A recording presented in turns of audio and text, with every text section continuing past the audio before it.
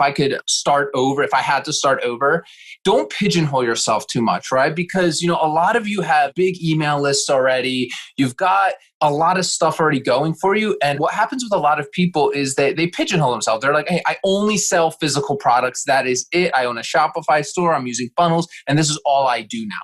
But here's the thing. You already have so many assets in your business. You have a social media following. Maybe you have a YouTube channel. Maybe you have a big email list, whatever. You have to be good at monetizing the things you already have, right? So instead of just being like, oh, I only sell physical products, like start looking at like, okay, well, how can I sell digital products to these people, right? Even if you're selling like fishing lures, right? It's very easy to buy some PLRs, repackage them, make it look nice, put a video course together, or license the rights to some video course on how to tie fly fishing things and sell that to people.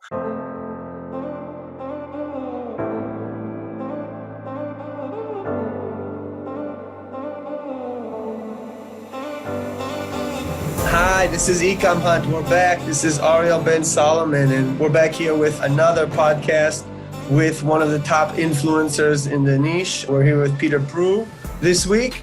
Peter, introduce yourself. Let our audience maybe, I don't know if our audience is, everyone's heard of you, or, I mean, they probably have heard of you if you're already into dropshipping, but maybe you can introduce yourself. Yeah. So what's up, everybody? I hope I can shed as much insight as I can this episode. I'm the CEO and founder of two companies right now, Untapped Focus, which is a supplement business, and also our coaching consulting side, which is our e-commerce empire builders, where we post our strategies and tactics that we use for building our businesses using primarily sales funnels.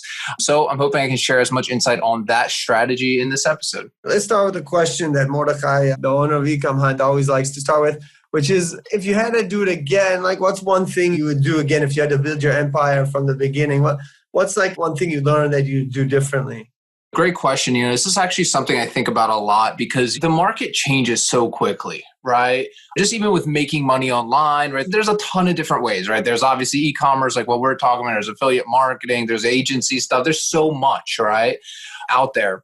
So the first thing that I always stress is always start with just one. Like for me, I remember when I was getting started like 13 years ago in my college dorm room, right? I started with affiliate marketing, right? And I did it for a while, but I didn't like go all in on it, right? I was always jumping between this and this and this. And that's one of the biggest killers in success that I've seen is the people that hit their goals, financial, whatever the goals. That doesn't always have to be about money per se. The people that, struggle and kind of, you'll notice these patterns because we have a lot of students and you probably see these patterns with your users, right? It's like the people that just keep jumping from winning product to niche and niche and niche, from e-commerce to affiliate marketing to agency. You jump around so much, you don't even give yourself enough time to be bad at it, to make all the mistakes, to eventually be good at it on the other side. For me, it took me 10 plus years, right? Like understand you're not going to come in this space and having those expectations. Yeah, some people come in, crush it right out of the gate, power to them. But I'm telling you guys, that's like the chances of that happening are very slim, right? Most people, you have to fight an uphill battle, right? And it's always like that. It's business at the end of the day. Yeah, so this is one other thing I did want to mention on this. If I could start over, if I had to start over, don't pigeonhole yourself too much, right? Because, a lot of you have big email lists already. You've got a lot of stuff already going for you. And what happens with a lot of people is they pigeonhole themselves. They're like, hey, I only sell physical products. That is it. I own a Shopify store. I'm using funnels. And this is all I do now. But here's the thing. You already have so many assets in your business. You have a social media following. Maybe you have a YouTube channel. Maybe you have a big email list, whatever. You have to be good at monetizing the things you already have, right? So instead of just being like, oh, I only sell physical products, like start looking at like, okay, well, how can I sell digital products to these people, right? Even if you're selling like fishing lures, right? It's very easy to buy some PLRs, repackage them, make it look nice, put a video course together, or license the rights to some video course on how to tie fly fishing things and sell that to people, right? Even affiliate marketing, right? Like if you go to clickbank.com, let's say you're selling fishing stuff, I'm sure there's somebody out there that's selling fishing stuff that you can then promote to your list, right? As many streams of income that you can have that's related to your main business, the better, right? You don't want to be caught up in a situation where, hey, all your sales are coming from just this one product and just this one source of marketing, right? You have to have multiple avenues and work your way up to that point, right? So focus on one, getting good at one, and then monetizing what you have a lot better, right? If you're only relying on Facebook ads, right? Like don't do that, right? Like just focus on different kinds of avenue streams and also monetizing what you have. Like it's not just like, oh, it has to be physical products. Look at what your customers are already buying. Like one of the things that I do, I have a lot of people here now working with us. We have like 15, 20 people that work with us. A lot of my time is spent like looking at what my customers are buying and then instead of promoting other people to buy it from other people, I'm going to say, how can we create something, or how can we go have an affiliate relationship with somebody else, right? That can sell it, right? Because if they're going to go buy it anyway, I might as well make a commission off of it. You know what I'm saying? So that's the way I think about business, right? And you got to expose those opportunities. Yeah, that's great. That's great. And focusing, that's very important because people are all over the place. You can't be a master of all trades. You got to be good at like one or two things. You got to focus in. And that's some good ideas there about branching out to other things. And I've seen some of your YouTube videos. And guys, make sure you check out the link below, his YouTube channel. You got to be watching that. I've seen you mention that about like making your offer better than the competition, because other people can offer the same product, but how do you make yours better? And you talk there about adding a PDF, some info, some ebook or something that can. And it's shocking that not that many people do that. Like, it's so easy. You could go to any PLR website out there. There's literally millions of them, right? Yeah. Buy these PLRs for a few bucks. The thing about advertising is, yes, you do want like a product that's interesting, right? You can't just sell like a boring spatula. Yeah. However, if you needed to sell the spatula, like how would you do it? Had to figure out a way to sell spatulas, right? If you're trying to sell a boring product, like with advertising or a mundane product that already has, you have to make the bonuses that you offer more enticing than the main thing that they're getting. Right? So like, think about it, right? If you were going to sell them a spatula for, $15 or whatever it is, right? Yeah. Like, what would you have to add in there for them to actually buy it, right? Like a cooking course, whatever it is, like the PDF guides, cheat sheets, right? Like the bonuses should be better than the main thing. And if they are, they're going to buy. Yeah. So how worried should people be about competing with Amazon and stuff like this? Because I hear different things. I've heard you say that the prices should be close. Mm-hmm. But then on the other hand, sometimes it doesn't matter because the person's buying impulse anyways. A lot of buyers aren't going to check there. What's your take on this? I have a love-hate relationship with Amazon because my first start in e-commerce was with Amazon and did really well. And I thought I was like this business owner. I thought I was doing 50 grand, 80 grand a month in Q4 seasons on Amazon. And I thought like I had it all figured out. The problem is with Amazon, you don't have any of the control, right? They're not your customers. They're Amazon's customers and they're buying you from just on convenience. They don't care about your brand. As far as pricing, I always try and keep it similar, right? If you can keep it similar by bundling like digital products and stuff, you're going to be better off, right? And I'm not somebody that says, hey, don't sell on Amazon. Like our supplement, we're going to be launching that on Amazon soon, right? That's not going to be our main form of traffic, right? The only reason we're launching on Amazon is because I recently saw people are searching for it on Amazon. So I'm going to give the people what they want. Again, multiple sales channels, right? It's not like, oh, I only advertise on Facebook. I only drive traffic to my own Shopify store, right? Expose it. If you're somebody, it's listening and you already have a brand that's doing well in your Shopify store, whatever, right? Like launch it on Amazon. One of our students just recently did that too for the notebooks that they used to drop ship, right? And they sent them to Amazon, right? You have to think about as many income streams, like I said, in your business as possible, the better off you're going to be. Yeah. Now let's shift a little bit because I know you're talking about, to our listeners, if you're paying attention to the way things are going, a lot of people always talking about you should do one product stores, and then other people are saying no niche stores, because niche stores you can test products in and out, and then some people know general stores. And so there's that debate, and then you're kind of coming out one of the only guys out there that I really see pushing the ClickFunnels thing, because everyone's on Shopify, and your company saying, no, you guys, there's too many clicks to buy on Shopify. You got to do ClickFunnels. And so I think that's interesting what you're saying there about the ease of purchase on ClickFunnels compared to Shopify. Yeah. The people that follow me regularly, when I talk about Shopify, they're like, oh, I thought you didn't talk about Shopify. I thought you don't need Shopify. Like, I'm not wrapped into just one thing. I consider myself a direct response marketer, right? If you look at like Dan Kennedy, somebody I consider a mentor of mine. Right? Never got to meet him, but like all of his books and courses I've consumed. And the thing is, when we live in a noisy marketplace like we're in right now, it's, again, I'm not saying people aren't crushing it by sending to a general store. I'm not saying they are. I'm sure there is. Right? I can only say what's working for me. And that is like when you're driving traffic from Facebook, right? Like people aren't on Facebook to buy stuff. They're just not.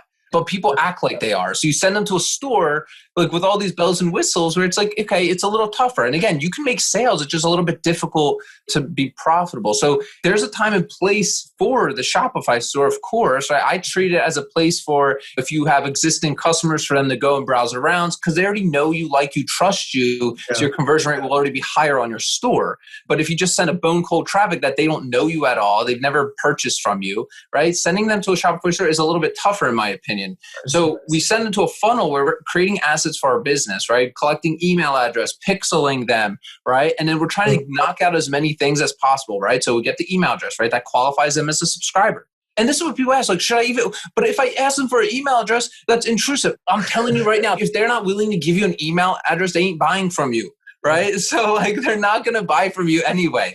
Right. So we want to grab that email address. We can follow up with them with abandoned cart emails, future promotions. There's a lot of cool things you could do with an email address. Right. Yeah. The money's in the list and it's one of the only assets next to a phone number. I would just say that a lot of these people are coming into dropshipping and leaving and this, they don't realize even if you run a losing campaign or even something that's breaking even, you're gathering data. You're getting this list, is building this list is so valuable. That's the most thing, you know? Yeah. It's phone numbers and emails. Those are the two only really tangible, besides inventory, the two most tangible assets you have in a business, right? There's power in having 100,000 person email list and sending a new promo offer to them. I mean, that's free money. Think about it. You paid for that person to be on your email list. For you not to ever talk to them again is crazy. And for you not to even capture that email address in the first place is crazy. Again, with the funnel, it allows you to kind of like knock out as many birds with one stone as possible, right? They see an ad, they click it, they enter the email address, then they get presented the opportunity to buy. And again, we're just highlighting one offer here, just one, right? We're not saying, hey, do you want this or this or this, right? When you do that, think about restaurants, right? When you go to a restaurant, right, you typically see like a star or something around a few items on the menu. Right? There's a reason they do that because they know 80% of their revenue comes from those products. So it's the 80-20 rule. The 80-20 rule exists everywhere in nature, in business, life, right? And a lot of people have it flip-flopped, right? They're focusing on more and more products, more this, more that. But it's like, no, look at the data, right? Data is king. Like, where are the sales coming from? So if you're a Shopify seller, you already have some good products, like just take the best seller and just wrap it around the funnel. Highlight some key features about it, bundle some info products. And then so again, once they opt in, then they can find the opportunity to actually purchase from you. And then you can upsell them with one click after the fact as well. All this is out of the box, which is what I like. Zipify is a software that I do recommend people use in their Shopify stores. But the one con with that is you have a monthly fee, plus they take a portion of your revenue per sale. I don't like that personally, but it is what it is. But then with ClickFunnels, all of this is out of the box. One-click upsells, email address, even basic email automations you could set up. So you don't need like 1,000 apps to go like in Shopify. It's a lot of apps, right? You need a lot to make it work. But again, there's a time and place. And then really the most powerful is the monthly subscription, right? Yeah. Like this is something not many people do. I don't understand why, right? Like it's free money. Like, so subscription is like, you know, the Dollar Shave Clubs, the Bark Boxes, Beachbody. It could be digital products that you offer people on a monthly basis. It could be physical products that you offer customers on a monthly basis. It could be a mixture of both, right? Just think about what your customers want, right? So if they, let's say you're selling a supplement too, right? Yeah. Just give them the supplement at a discounted rate. Give them that subscribe and save, right? Very, very simple. Keep it easy for you. How would you tell people to do that? Like, can they do that on their Shopify store? I mean, on the ClickFunnels? I believe, was it recurrently? Maybe. I mean, you can offer subscription, but you can't offer it within the funnel on Shopify. It's not one click. And that's where the power is with subscription. Like this is a thing I could talk about the whole episode is. Yeah, that was one thing I really wanted to talk to you about. So it's good you brought it up. Because nobody's either talking about this ClickFunnels, nobody's talking about subscription option for, you know, creams and all kinds of things that are reusable. You can resell it. Here's the big thing about subscription is people, I don't want them to get confused because if you go and try and sell subscription on the front end, you're going to struggle. Because nobody wants to sign up for subscription plans. They don't. I mean, they will, but you basically are going to lose money. You see like BarkBox running this all the time, right? Hey, you get your first box for $5. They don't make any money on that. They take $0. Think about it. To ship it, plus product cost, plus overhead, they're willing to lose because they understand business. They know, hey, you know what? If we give these boxes away, we lose $20 to get it to the customer. However, our average customer stays with us for 6-7 months, and then we make our money back. But the problem with this kind of model when people do it, and I used to do this years back in my fishing business, I was like, okay, we'll just delay gratification for 6-7 months, 8 months, and we'll make our money back then. This only works when you got a lot of money, right? It ain't going to work for you if you don't got a lot of money to get pumping back into the business for inventory and all these things. So this is where the sales funnel comes in, because when I understood this, man, like I'm telling you, like everything changed for me, right? Because it's just a different way of selling. Think about what's the main thing in your business that you want people to buy. For most e-commerce businesses, I always say subscription, right? Yeah. The main thing somebody needs to buy, don't put it as the first sale, because if that's the main thing, it's probably expensive or it's a subscription or whatever it is. Yeah. You have to hide it, right? And you hide it in the funnel, right? So let's say I'm doing a free plus shipping offer or a deep discount offer, something super amazing, right? This irresistible offer where I'm collecting email addresses, I'm getting them to buy. And then in my upsells now, right, I offer the subscription. Now, if you see what happens here, previously, we were probably paying $30-$40 to get even trials to join our subscription box and losing money with overhead. Now we're probably breaking even, if not making a little bit of money on that first time sale. And now we're getting subscribers for free, like completely for free. No advertising costs because we put it into the upsell sequence. And you can try to promote the subscription later on emails. Yes, exactly. And that's a nice thing about ClickFunnels, guys. Like, again, you can probably custom code this. I'm not a super tech person. You guys probably know this stuff better than me. But like ClickFunnels does actually do this thing called sticky upsell. So let's say they looked at your upsell page, right? Your subscription upsell page. Now, in the automations tab, those of you that maybe use ClickFunnels, there's an automation tab there where you can send them emails if they saw this upsell page but didn't buy.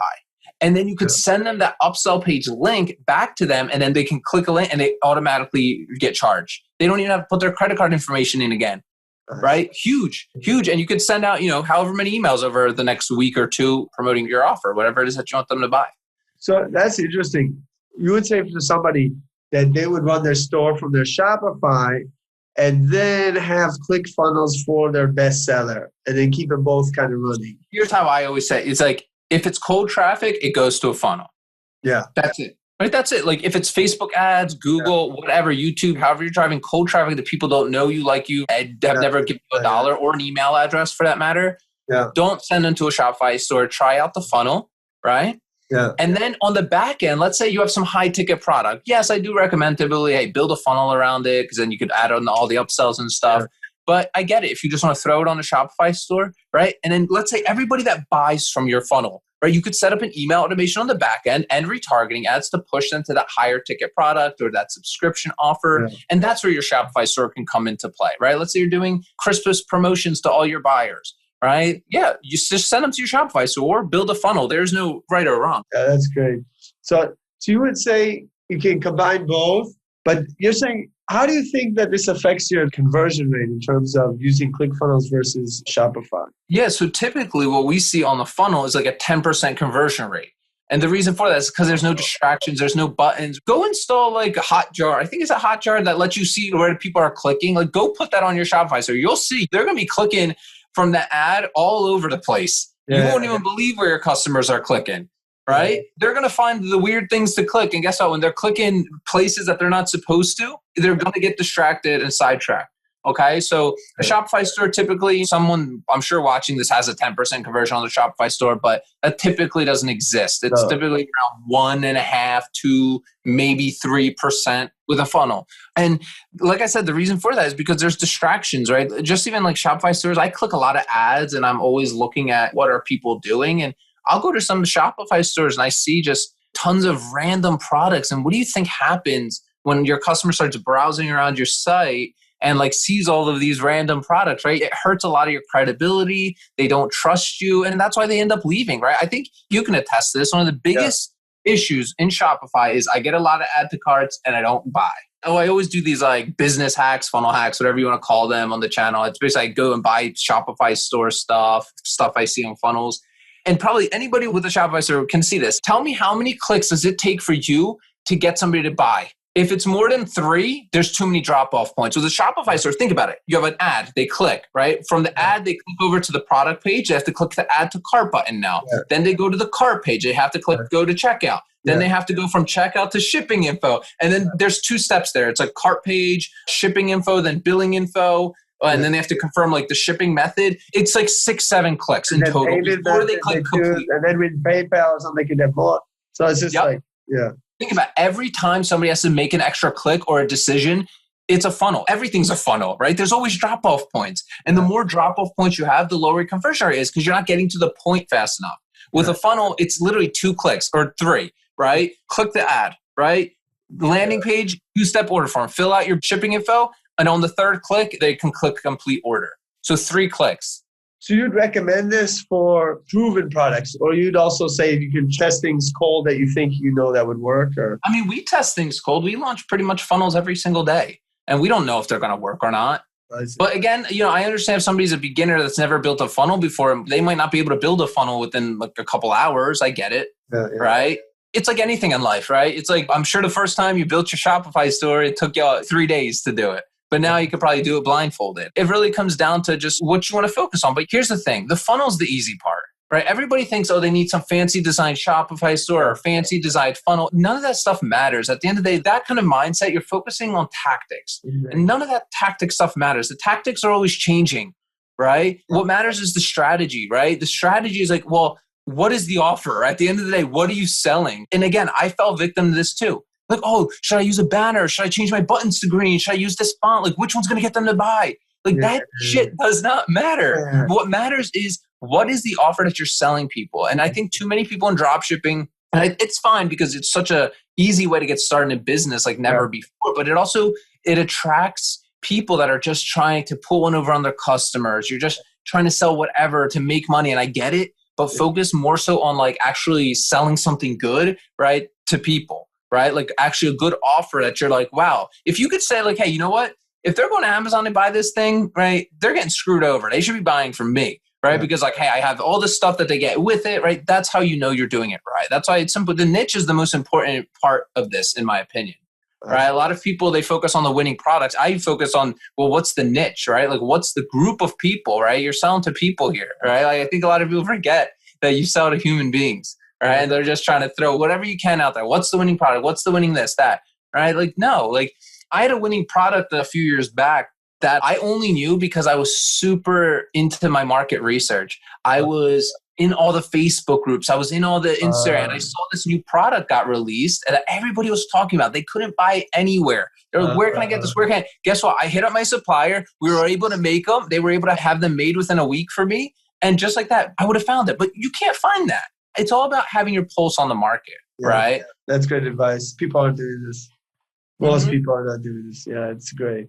Last question here. What do you say about this whole shipping thing with the virus and all this in terms of how to handle it? Because the AliExpress, shipping times can be crazy and you can use these services that are like, or agents, and you can have suppliers with warehouses in the US or Europe. How do you say to deal with all the shipping problems? Yeah, at the end of the day, and this is what I always recommend. Like, I personally think that drop shipping from overseas is the best way to get started in business because one, you don't have to risk a whole bunch of money in inventory and you learn a lot of skills along the way. This is where the issue starts happening. The issue starts happening when people try and scale there, right? You can get that $50,000 per month mark, but if you're trying to get to like $100,000 a month with AliExpress, like I don't recommend that. And again, I know people do it, but I don't recommend that. Like, think about it. This is the first step in your business when you're doing like AliExpress or dropshipping from overseas, right? But once you find that winner, right, you're going to get so much customer data about like, hey, can this product be changed? Can this? And this is where you want to start taking back control of your business, right? Brand your products, right? Make custom packaging, right? Like have it like a legit business. Not saying that AliExpress isn't a legit business, but it's that starting point. It's to get you to that 10K, 50K a month. And then you have those products, you have a lot of customer insights, and then you can go to suppliers on Alibaba or something like that that can then make adjustments to the product that you want, right? Bring them into fulfillment centers, right? And then again, all those cons slowly start going away, right? You get that shipping times faster, the product quality increases. That's where nobody can stop you at that point because you have your own brand, right? And that's how you work your way up to that. And again, I know there's going to be those cons, but at the end of the day, I'm never going to suggest anybody listening to be like, hey, go spend $5,000, even $3,000 on inventory, and you don't even know how to build a funnel or write copy or anything or run a Facebook ad. Because guess what? When that inventory hits the fulfillment center, you're going to be super stressed because one, you have a whole bunch of inventory and they're charging you money every single month for storage fees, right? You don't even know how to create a Facebook advertisement yet. So understand going into it, yes, there are those cons of the shipping delays. Overcompensate with it. Have good customer service, right? Have your VAs trained up with good email templates, right? Offer incentives for them to not ask for refunds. That's where the digital products are really nice to have because at least you get something to them. Right? Of course. So there's things to kind of get around it. But yeah, like I said, like for a beginner, I still wouldn't risk it. Just my initial order on my supplement cost me like $20,000. right? Like, come on, like, think about that. And a lot of people come to me like, oh, I want to start a supplement business. I'm like, no, you don't. You've never even made $1 online. How are you? If you want me to tell you go waste $20,000 on inventory, like, come on, I would never recommend that, right? Go get that experience, learn direct response, learn marketing properly, get to the 10K, 50K a month level, and then start really taking back control of your product and your brand. So that's some great advice. You guys, if you guys want to get some more info from him, you got to check his YouTube channel below. Make sure you subscribe to Ecomhunt below if you haven't and like this video so you can get more like this. Peter, thanks a lot for being with us today.